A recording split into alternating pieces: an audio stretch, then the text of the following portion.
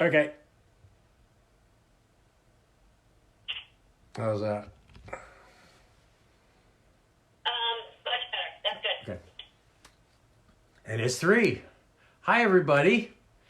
Hope everybody's doing well today, and hopefully we've got a group from around the world, as usual. Welcome to the Tom and Julia show. My invisible assistant, Julia, is going to help us out and answer questions. She's really not my assistant. Julia is my coworker, but Julia is... I'm happy to assist. Julia is assisting today on this Facebook Live. All right. Real quick down the line, so far, we have Iowa, Florida, Pennsylvania, Alberta, Roger Bird, Texas. Oklahoma, CA.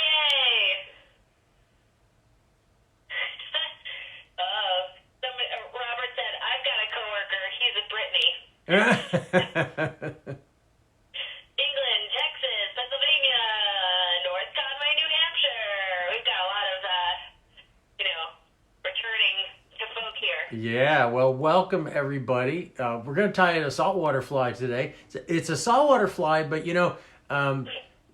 there is no such thing really as a freshwater or saltwater fly. These flies can be used anywhere, and the Deceiver is a great baitfish imitation no matter where you fish it. It was designed as a saltwater fly, but a lot of guides use it for trout, for big trout, because it is such a great baitfish imitation. It can be used for freshwater bass and pike, and there aren't many fish that won't eat a Deceiver. Anything that will eat a baitfish will eat a Deceiver. You can tie it in lots of sizes. You can tie it from a 3-0 or a 4-0 on a great big hook down to maybe a size 6 saltwater hook. That's about as small as I've ever tied. Maybe I've tied 8s before. But you get into trouble because it is kind of a bulky fly at the head. With the little tiny ones, you get into trouble at the smaller end because the bucktail is a given diameter usually, and you have to find some really fine bucktail to tie it with. You're pretty much limited by the size of the saddle hackles that you have to what sizes you can tie. The Lefty's Deceiver is about 50 years old. It was developed by the late Lefty Cray, probably the most amazing personality that's ever been involved in fly fishing.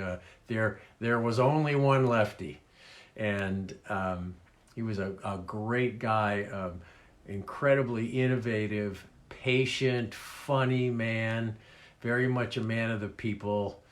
Very down to earth, and he was fishing for striped bass 50 years ago, and trying to come up with an all-white baitfish fly. And he tied a fly with a white chenille body and white saddle hackles tied up at the head like a traditional New England streamer. And the saddle hackles kept fouling around the bend of the hook.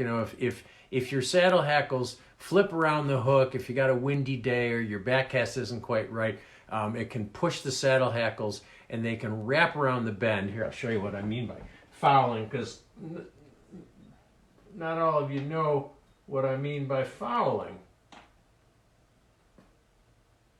So fouling, I've got a Deceiver here with long saddle hackles. Fouling is when the fly flips around the bend of the hook like that. And what happens is it doesn't swim properly through the water, and the fish will turn off of a fouled fly every time. The saddle hackles need to stay out in line with the hook so that it gives you that slim shape. And the fly spins through the water when it fouls, and you think that occasionally a fish might take that because it's looking like a crippled baitfish, but nah, doesn't work. So that's what fouling is, and that's what Lefty found. He originally put the saddle hackles up here at the head, and they would foul too much. So what he did was he got rid of the chenille body and he tied the saddle hackles at the bend of the hook so that they were less likely to foul. And then he took bucktail and he put it underneath the hook and on top of the hook. And that bucktail that encircles those saddle hackles just acts as a foul guard and helps. Not only does it give it a nice bait fish shape when it's wet, but it also helps keep that from fouling. The original Deceiver was tied with a tinsel body, a mylar tinsel body. Back when mylar tinsel was a fairly new thing, now we've got oodles of varieties of mylar tinsel in various forms. But then it came just in a gold or a silver flat tinsel. And he put strips along the side of the tail originally, and he wound the body with tinsel to give it a little flash. But what he found was that the tinsel wrapped around the body was a point of failure because the tinsel would unwind. It just wouldn't stay in place. And he would put a couple strands of peacock curl across the top of it to give it like a darker back. But he found that the peacock curl wasn't very durable either. So he removed the peacock curl, removed the tinsel. You don't really see the body much, so he just left the tinsel off the body because the body is kind of encircled with the bucktail. And so that's, and then he later put a red throat on it. And one of the things Lefty told me when I was researching this fly for a book I was doing is that you need to keep that throat short. He found that if you make the throat, that red throat, too long, the fly wasn't as effective. You just want a little suggestion of red underneath there to look like the gills of a bait fish. So anyway, that is the Deceiver. You probably want to know what hook we're going to tie it on. I like a standard shank saltwater hook. I use for this fly, I use the Orvis pre-sharpened hook, which is it's a standard length. It's not a real short shank hook, and it's not a real long shank hook. It's you can see it.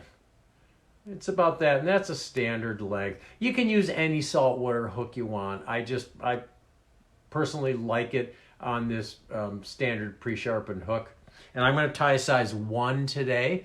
You may have different hooks, and you may have a different size hook. You can tie it at any size you want today. So let's talk a little bit about other materials besides the hook and the fly. You're going to have some saddle hackles, hopefully. And you either have a cape or a saddle, or you bought some what's called strung saddle hackle. And an unfortunate part of tying this fly is that you're really limited to one length of fly, which is usually about 3 to 4 inches with most saddle hackles. And that's okay because typically that's what we tie it in, 3 to 4 inch. 3 to 4 inch length is a really good length for this fly. But you can tie it from various things. First of all,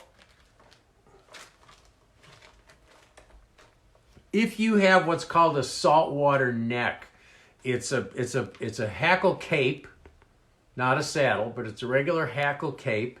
And these saltwater capes are usually bigger, and they don't have any good dry fly hackle in them. They're not really good for tying dries. You can maybe tie some small wet flies with them, but they're not really good in the smaller sizes.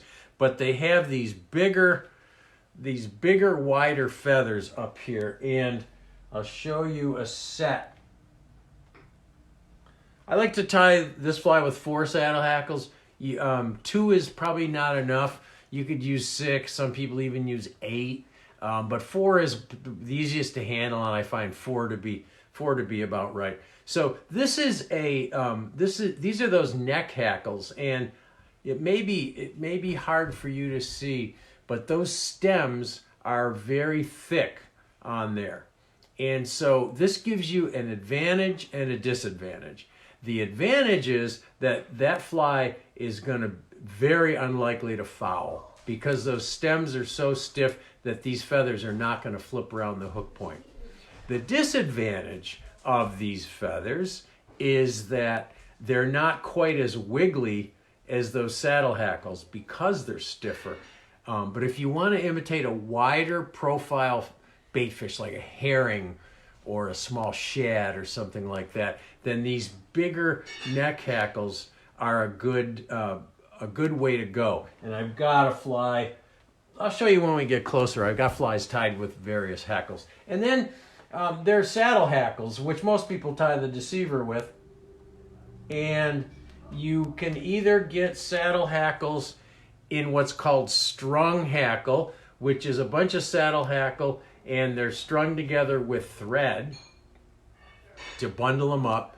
And the problem with strung hackle is one, you don't always get a lot of great feathers. You have to be really careful. And also, they're usually all the same size.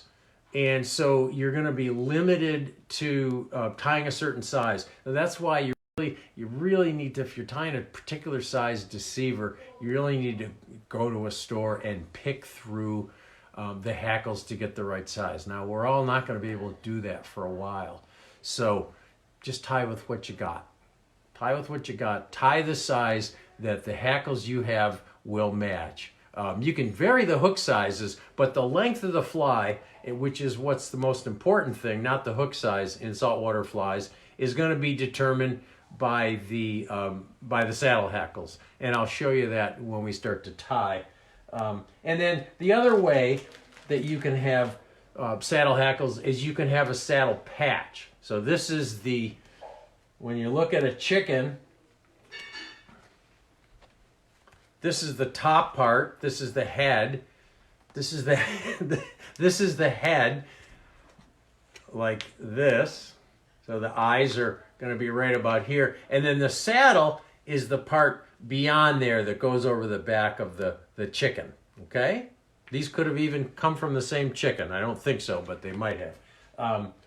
But this is a saddle patch, and saddle patch gives you a little bit more variety than strung hackle. And sometimes in a package of strung hackle, you will get various sizes, but often they're the same size. But you do get a little bit more variety of length in a saddle patch. So, you know, use whatever you have. And if you don't have white, we're tying a white Deceiver, chartreuse and white. If you don't have white, just use what you have the best hackle for. You know, if you have a chartreuse hackle, you can use that. If you have black, you can tie an all black one. If you have grizzly, you can tie what's called a cockroach version of the Deceiver, where you get those black and white bars. So you can tie it with any color at all. Any color. Lefty always said that the Deceiver was not a specific pattern, but a style of fly. Okay, so that's that part of it. And then even for selecting the bucktail, you've got different options.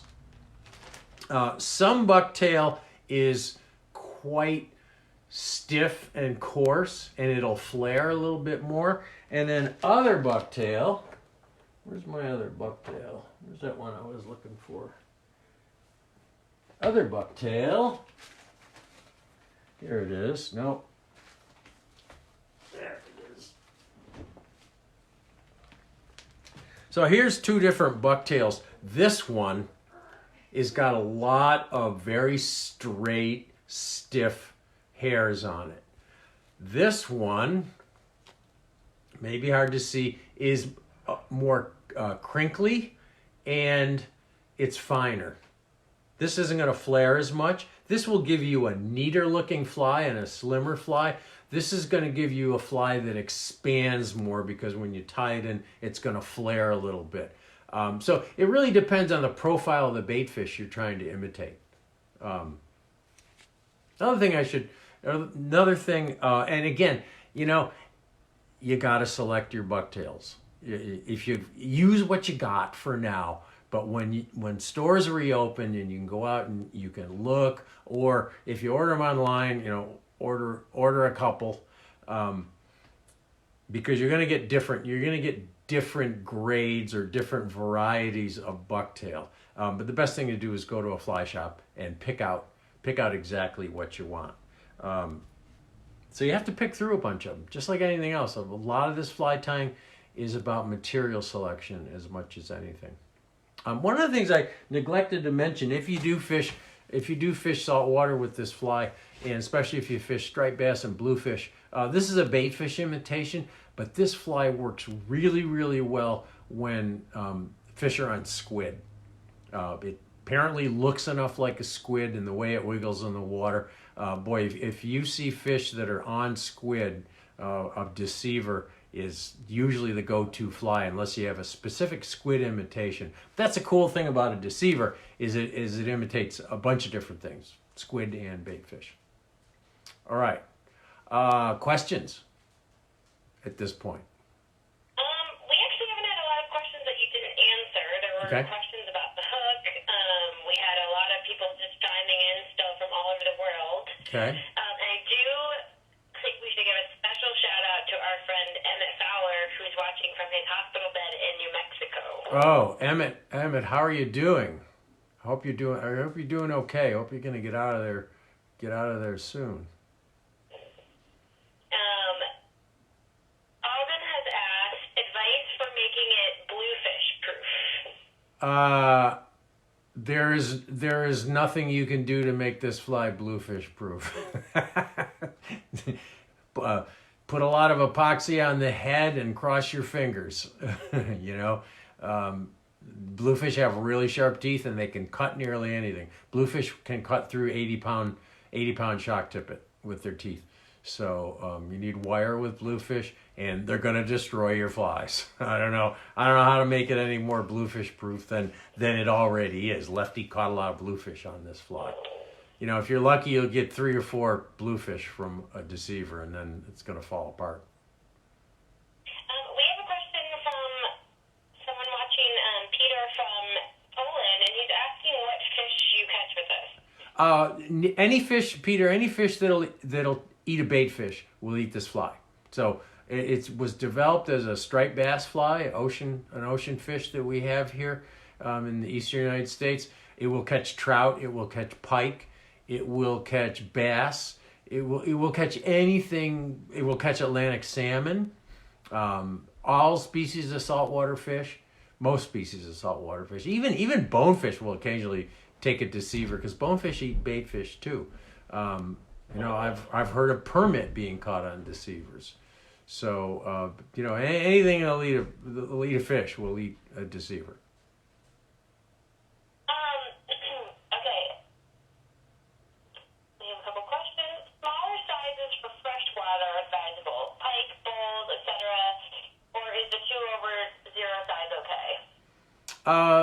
The 2.0 size is more of a saltwater pike size or muskie. Even it's probably not big enough for a muskie. The freshwater sizes, I would tie them in 4s and 6s. You can tie them on a smaller saltwater hook and use it for trout, or you can tie it on a you can tie it on a 3x big 3x long size 6 or 4x long streamer hook for trout. Yep. Daniel's asking, how is rod building silk for fly thread? Not good. It's too coarse. If it's all you have, use it. But I wouldn't use it. It's very bulky and it's tough to deal with. Rod winding thread is not very good for fly tying.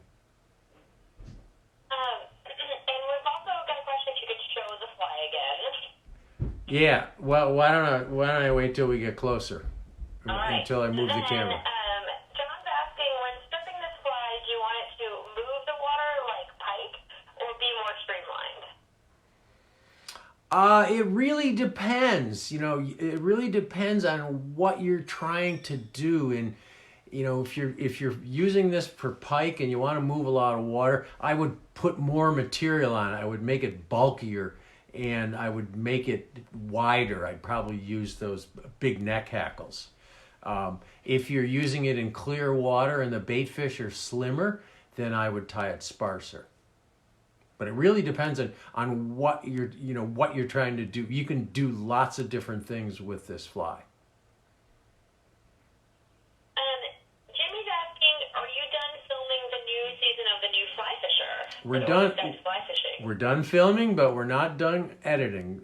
Saturday morning on YouTube, the Euro nymphing show with George Daniel will be premiering at 9 a.m. Eastern Time on the Orvis Guide to Fly Fishing channel. And I think the Euro nymphing one's probably going to be quite a popular one because it's Euro nymphing and because George is in it.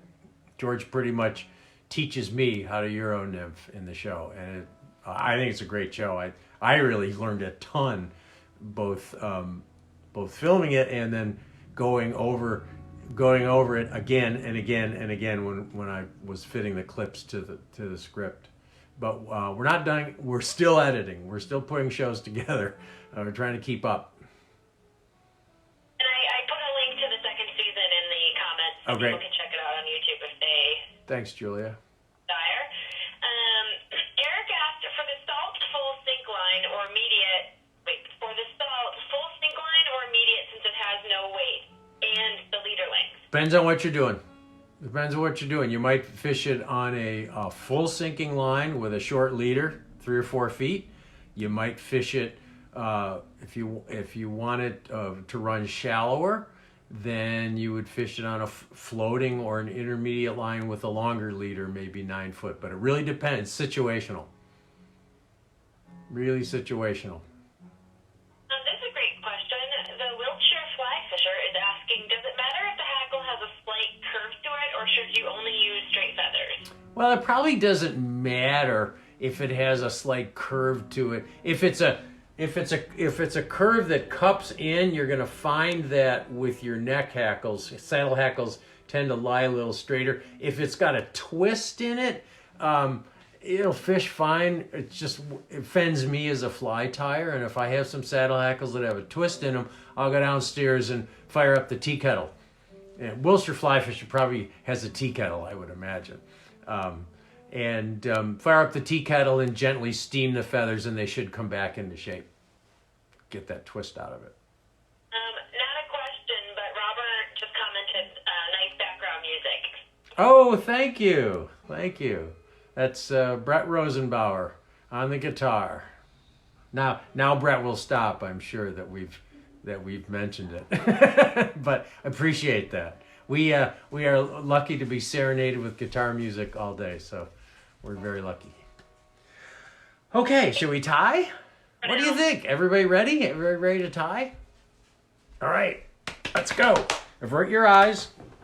Things are gonna wiggle.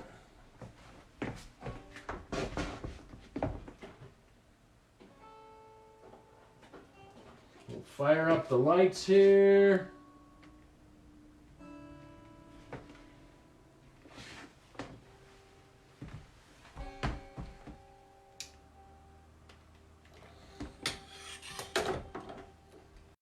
Probably going to keep the camera a little further away today because it's a bigger fly and I want you to be able to see everything. So I don't need to get as close as we normally do when we're tying.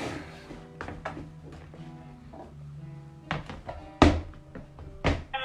while you're doing this, we had 2 really kind comments. One from Jimmy that said, Tom, the Instagram content has been awesome lately. And Dave, who said the live stream show with George Daniel was awesome. Oh, thank you. Yeah, that was a lot of fun with George yesterday. George is he's an awesome guy, and he was so well prepared. And I'm also putting a link to your Instagram account for those of you who are on the Instagram. Okay, thank you. I haven't posted a lot on Instagram lately. I mean, Julia's keeping me so busy with this Facebook Live that I haven't had as much time to do the Instagram stuff. But I'm trying. I don't think anyone here is complaining. I'm trying.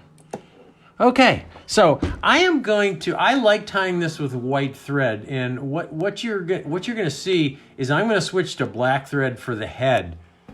Here, you guys wanted to see a deceiver. I'm going to switch to black thread, and I'll tell you why. Because I don't have any 3/0 or 140 denier white thread.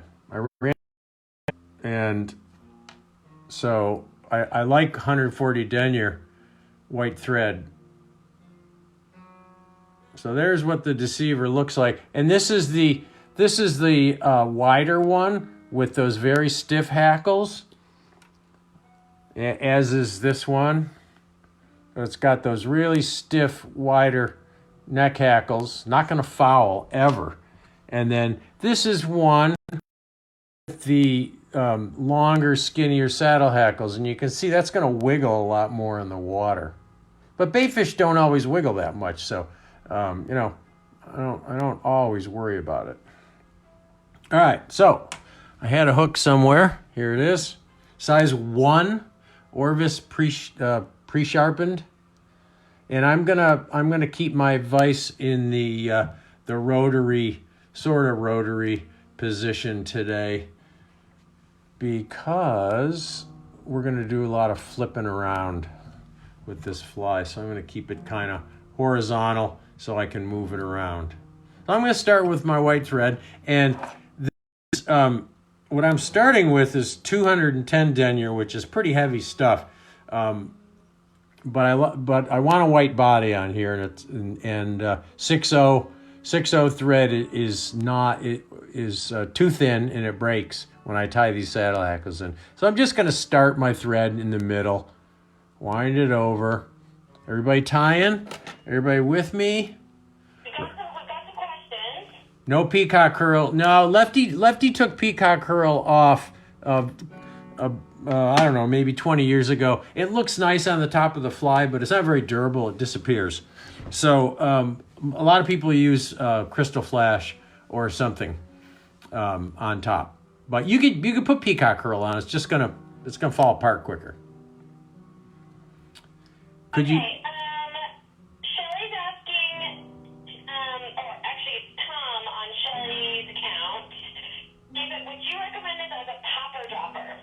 A popper dropper? Sure, why not? Yeah. Okay, now I have another tying tools question from Michael.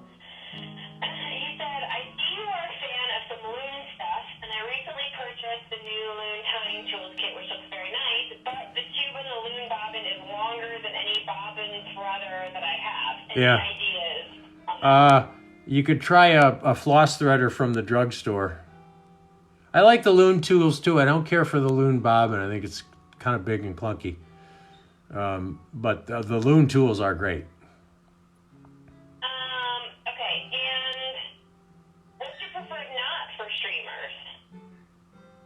streamers? Clinch knot, standard clinch, or an Orvis knot. I don't tie them with a loop. Oh yeah, Eric suggests 4-pound test monofilament, loop it and push it in for the threading that bobbin. And I saw somebody ask about touching up the head to make it black with a marker. You could do that, but I really prefer the head to be white. It's just that this thread is a little bulky to make a white head. I did it here with this fly, but just keep your white thread in there. All right. Customer's asking, what about using flat waxed nylon thread? Yeah, that's what I'm using. Flat wax nylon and 3/0 is the, or it's also called monocord, is all the same stuff. So I'm going to wind back to the bend, right where it starts to curve down. You don't want to tie it too short. You want to get those hackles tied in beyond that hook point, because they're going to be less likely to foul. And then I'm going to select 4 hackles. And when you select these hackles, you want to try to either get them from the same place in the cape, or if you've got strung hackle, you want to select 4 feathers with about the same shape and length. Just because. No, because it looks nicer. If you had 4 hackles that were all mismatched, this thing would probably fish just as well. And then what you're going to do is you'll notice these feathers have a curve. And you're going to match 2 of them together. You're going to take 2 of them and put them so that they're concave sides together. And then you're going to take your other 2 and put them, so that they're concave sides together. I usually do this on my knee, but I'm doing it here so you can see it. And then I'm going to just line them up and put them together so that they're, I'm going to put these down, so that they're cupping in together. Now, you can also tie these splayed back to back. That's not the way Lefty usually tied it, but if you tie them splayed so that they curve out, you get a different kind of action. But Lefty was trying to imitate a slim baitfish, so he tied them so that they cup together like this. So I'm going to do this. I'm going to do this on my knee. I'm just going to put them together and line them up. And hopefully the tips and the part where the web starts lines up if you've carefully matched all those feathers. And if they have a little curve to them, don't worry about it. Just line them up the best you can. Some of them are going to have a little twist in them, but again, it's not going to affect the fishing qualities of this fly. And I'm going to line it. I have a couple questions coming in. Yeah.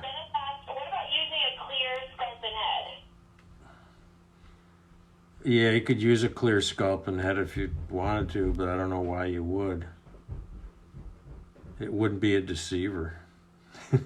I don't know. Yeah, you could use it, but the problem is that you're going to develop so much bulk at the head of this fly that to put a clear sculpin head on top of that is going to make it really big and bulbous at the front.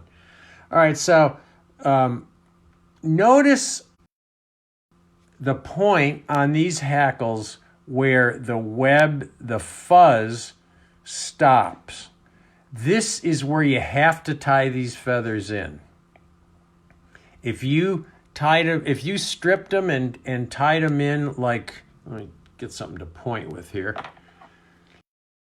If you tied them in here, those stems would be too thin and the fly would foul. And it wouldn't look right. It wouldn't have the right taper. So you got to come down to the point where the really webby stuff starts. That's your tie-in point. And so that's why you're limited in length to whatever your hackles are. And yeah, you could tie it in further and tie the web way in here if you wanted to, but probably looks best if you just start right about there. So I'm going to just hold these on top of the hook, and I'm going to just gather them all. I'm going to spin my thread a little bit counterclockwise to make it flip back over those hackles. And then I'm just going to pinch them and pull straight down, and I'm going to take 3 or 4 good tight turns. And hopefully when you look at them, they'll be nice and lined up back to back like that, coming straight off the bend. Take a few more turns, go forward a little bit, and really tight here, really tight. The worst thing you could ever happen is your hackles come out, to pull out. And then I'm gonna cut this stuff somewhere around 1/3 of the way back. Like that. So you got a mess there. You got a big mess. Mark's asking, are you tying 2 on each side? Yeah, they're 4 hackles, 2 on each side. but I put them together first, so it's easier to show you with these neck hackles here. So you can see the curve in these feathers. So I'm going to take 2 of them so that they line up, and then I'm going to take the other 2 so that they line up. And you can see those curves, and then I'm going to place the concave sides together like so, and try to line them up, and then hold them like that. So I'm tying in 4 feathers at once, back to back. So you can see it looks like one unit because the concave sides go together. Okay? Hope that explains it. Okay, so now I'm going to just take all this mess here and I'm going to just bind it down, not worrying too much. Just make sure it doesn't go much beyond where you see here, because you're going to need room to tie in that bucktail at the head. And you're going to go back and forth and just really bind this down. Kind of angle it to try to catch that downy stuff. And you won't be able to catch all of it with your thread. So you I usually come in with my scissors and just trim this stuff down, because I'm going to put epoxy on here. You guys are waiting for me to cut my thread. I know you are. I know you are. Tim Johnson, are you there waiting for me to cut my thread? Timmy, you think I'm going to cut He my... hasn't commented yet. He might be lurking in the shadows. Yeah, or he might be busy today. He might be working on rod grips or something. And if you want, you could put a body on here, pencil, but it's just going to fall apart. And you're not going to see it anyways. So then I'm going to wrap again, just to try to get more of that stuff out of the way. Like so. And then maybe give it another little trim. I'm going to take either nail polish or head cement. The easiest way to do it is with UV epoxy, because you don't have to wait for it to dry. And I'm just going to coat this. Whoa. Just going to coat this whole thing. Because if you don't do this, the hackles aren't going to come out, but your thread's gonna fray and fall apart, especially if you got bluefish around. So I'm just gonna coat that. Don't go up too far. So it's not really for security of the hackles, it's more for security of the and you know what I'm gonna do? I'm also gonna wrap once more right into that glue,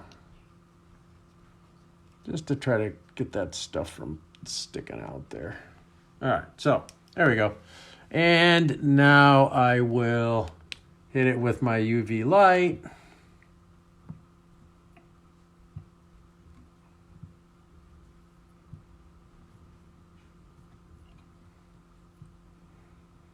And your body's done.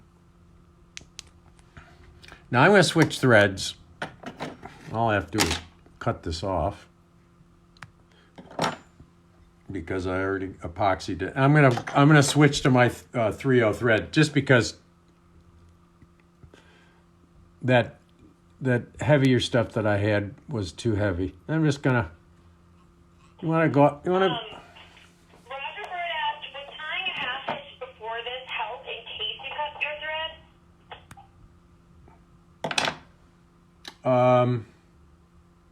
Yeah, I guess, Roger. It's easy enough to reattach it. I'm going to turn my fly upside down. And I am going to get some bucktail.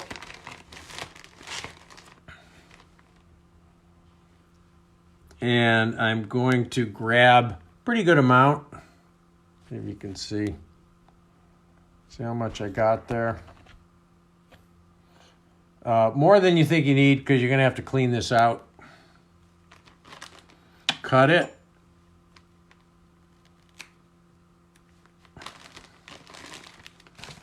Clean it. First thing I like to do is if there's any really long ones, you're not going to stack this, but if there's any really long ones, I get rid of them. And then I come in and remove all the fuzzy short stuff, short hairs in there. You can comb it if you want. You can brush it. You can do whatever you want to get that clean, or you can flip it around a little bit like that. Okay. So when you lay this in, you want to make sure that you straddle the hook point if you can, but you want that bucktail to come down into the wing. That's what's going to help keep this thing from fouling, and it's also going to give you a better baitfish profile. And you're going to kind of let that bucktail ride on top of the hook. You don't want it tied in a nice neat bunch. You want it to roll a little bit. So start a little bit on your near side because you want this to cover the whole bottom of the hook. And then really tight, really tight, straight downward pulls. Like so. And then and those should have been all in the same spot. They weren't. And then I'm going to go forward maybe 4 or 5 turns, just slightly forward, just to make sure that, and I'm really putting a lot of pressure on there. I'm going to back this up so you can see a little bit better here.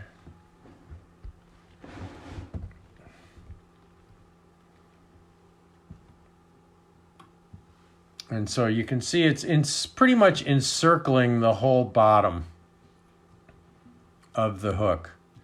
And hopefully you put enough pressure on there so that you can lift up on this and it's not gonna wiggle. If you lift up on that hair and this wiggles too much, then you didn't put enough pressure on those wraps. I'll come in closer again. All right, so there's a number of ways to taper this toward the eye. One is to come in sideways with your scissors, which I can't do because the camera's in the way. But if you just pull it straight up and trim it, it's going to give you a taper.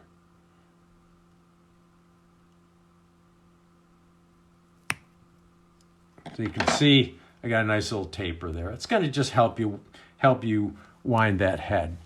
And now you're just going to go forward and cover those wraps and then back just to make sure everything's got a little bit of a taper and it's nice and secure.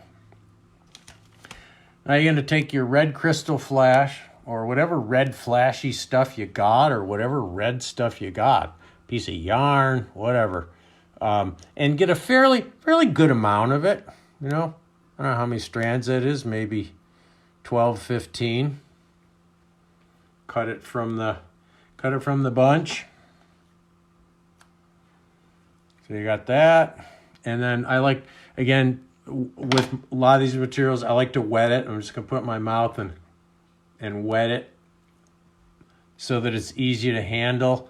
And now I can cut this and it's not going to go all over the place. And I can probably get 3 flies out of it. 3 flies out of this length. And then you want to come forward a little bit with your thread, like maybe about to there. And, whoops. Come on, get back in there. And then you're going to fold it over your thread. And you don't really have to worry about lining it up too much because you're going to trim this anyways. And you bring it up on top of the hook and just wind back, nice tight turns over it, right to the point where you started that wing. And then you would just want to carefully lift this stuff up. Try not to get your bucktail in there.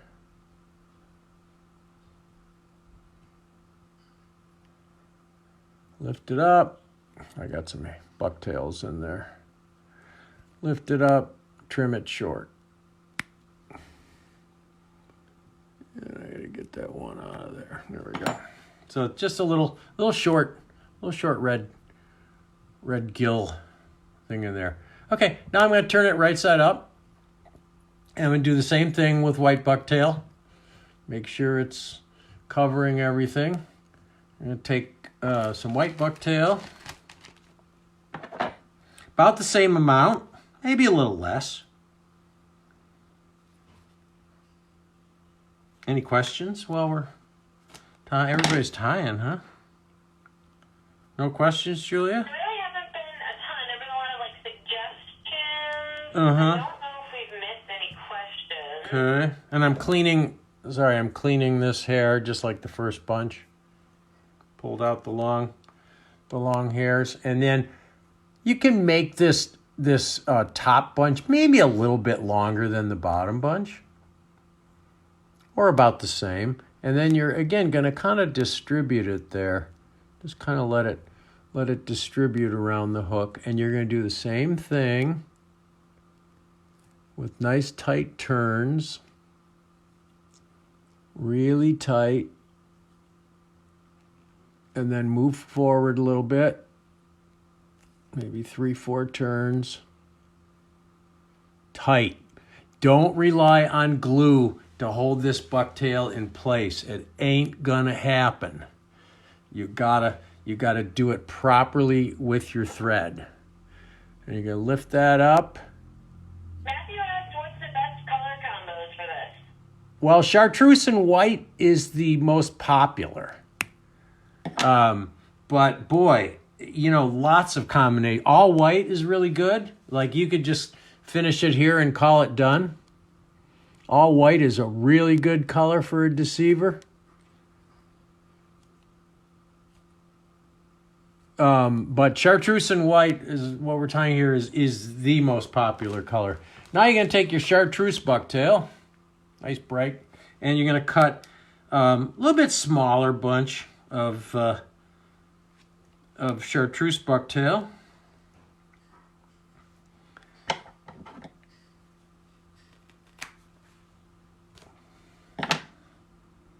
And I'm going to clean it same way.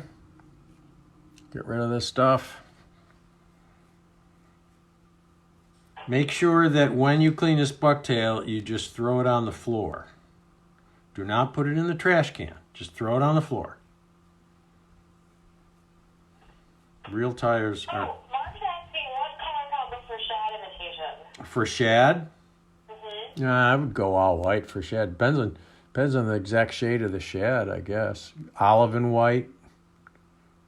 And then you're gonna make that chartreuse maybe a little bit longer than the white, and tie that on top.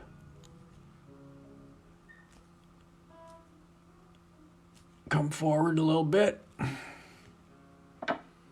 Trim it off, same way. Oh, I did it. Roger, I should have half hitched. If I catch it quickly enough before that thread loosens up, I should be okay. Okay, who's laughing? Who's laughing? I can hear Roger Bird laughing. Oh, yeah, he just sent an LOL.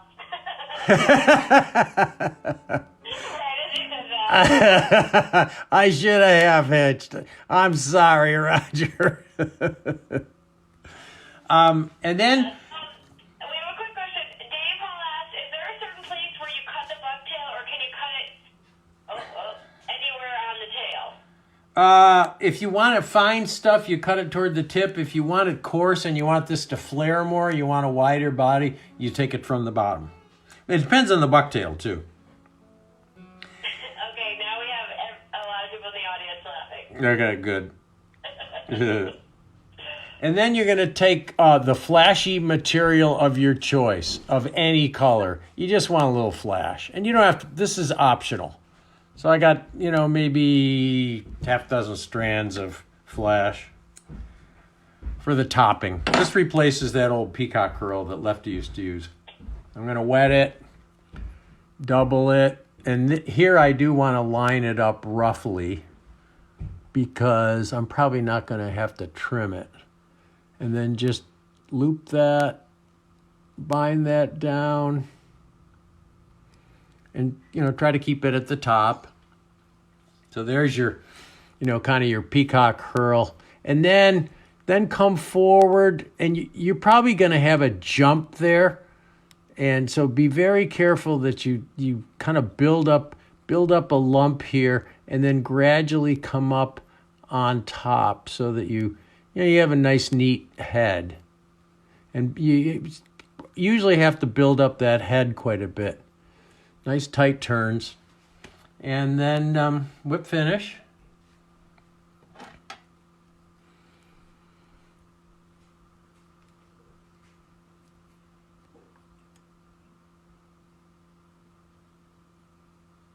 In the middle of the head somewhere.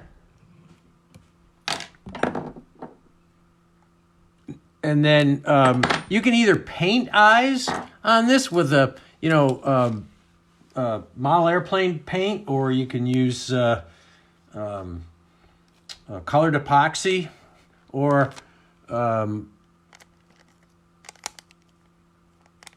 you can use stick-on eyes, which is what I'm using here. I like the flat ones on this fly, not the 3D ones, but you can do whatever you want. And these are sticky, so you just take it off the package and you stick it on there. Press it pretty tight because you're going to have to put epoxy on there, and then line one up on the other side. Grab another eye.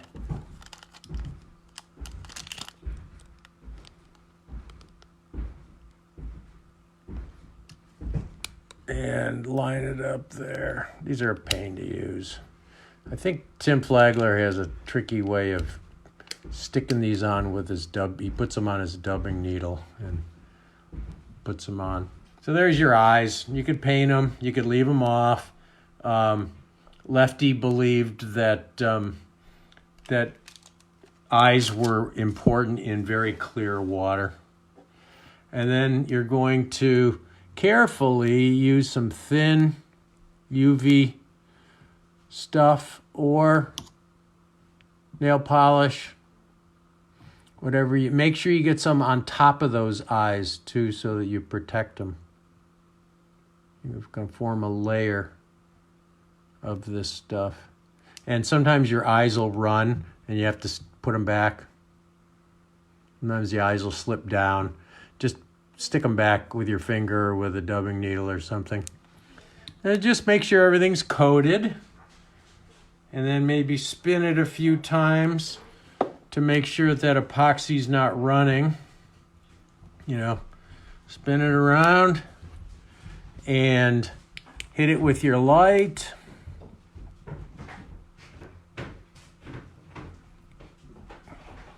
And you got a chartreuse and white deceiver. Looks great. Do you want to tell people what you're up to immediately after this? Yeah, right after this, like in 3 minutes, I have to go to host a Bonefish Tarpon Trust happy hour with some of the best saltwater anglers in the world, like Steve Huff and Andy Mill and Oliver White. So I don't know what I'm doing in that group, but they asked me to host it, and I told them I'd love to. Oh, look at that. See, if you got something like that, you got to get rid of it. Not that the fish are ever going to care, but when you show it to your buddy in your fly box, you want it to look nice. So there is a fairly long, wiggly, saddle-hackled deceiver. Great fly. It'll catch anything. Even that size there will catch trout. I mean, people use lots bigger flies than that for trout. Dave's asking, what UV are you using, thick, thin, or flow? I'm using thin for this. Thin is probably the most useful. Thick is really thick, and flow, you could use flow too, but I find thin to be the most useful of the viscosities. Okay.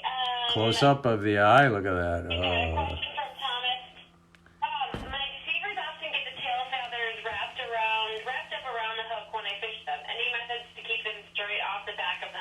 Yeah, tie it exactly like I did here. We maybe Thomas came in late. Two things. One is make sure that when you tie the feathers in, you tie them in where the stem is thicker, where the web stops, and make sure you have enough bucktail covering that feather that helps keep it from fouling. So yeah, that's what this whole process was all about, is keeping this thing from fouling and getting a nice bait fish shape. Right. John's asking when the next demo is. Monday. What are you tying? The Perdigon? Monday we're tying a Perdigon style. Yeah, we're gonna tie a Perdigon, and it's gonna be kind of a free for all. You can use whatever you want because Perdigons can be tied with almost anything. So I'm gonna tie mine with thread and wire, but yeah, we're gonna tie a Perdigon, a Perdigon style, like a Deceiver. The Perdigon is kind of a style of fly. Okay, I have to leave everyone. I want to wish everyone a great and safe and healthy weekend, and I will see you same time, same place on Monday. Thanks, everybody.